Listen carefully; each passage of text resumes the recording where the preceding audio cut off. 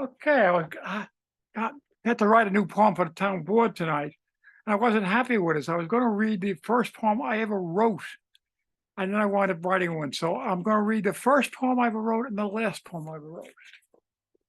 The first poem, published in I think it was 2006, which was many years after I read my last poem as a senior in college.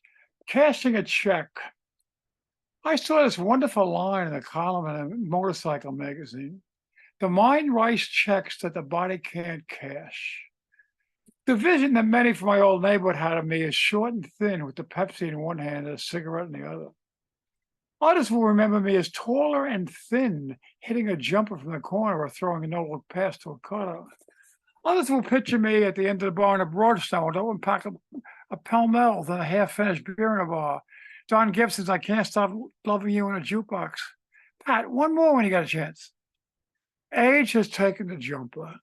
Diabetes has taken the Pepsi. Common sense has taken the cigarette and booze. I'm older and wiser and hopefully more tolerant. I'm satisfied with my life. But to just be able once more, fake the man guarding me, go up with a jumper in a corner and get nothing but nets. To once more be able to cash that check. And then the one that I read, that I finished this morning, Are we a sick society? It may seem so. After all of my lifetime, a president has been assassinated, John F. Kennedy, shot Ronald Reagan, threatened with a gun, Gerald Ford twice. And now, in the course of 2 months, an ex-president and current candidate has been shot at twice, Donald Trump. For most of these attacks on our democracy, the motivations are evident, except in the first Trump attack where the assailant was killed during the attack.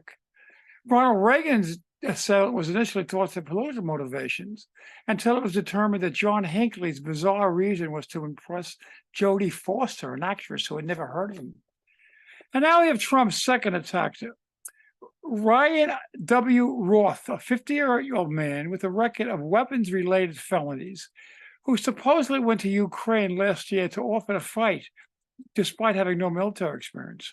One would have thought that Roth would have been under close government surveillance already, as he has self-published a 2023 231-page anti-Trump book accusing him of threatening democracy and telling readers you are free to assassinate Trump. A lot of craziness, huh? Really not so much. Only 6 individuals of hundreds of millions of Americans in 64 years have attempted to kill a president. And there is constant evidence of works of heroism and charity in our daily press and the media.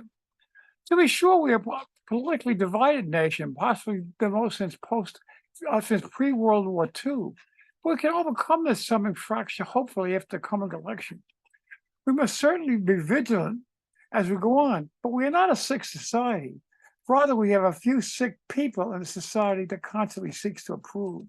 With the proper focus, we can recover the spirit of "we shall overcome." Thank you for putting it with me.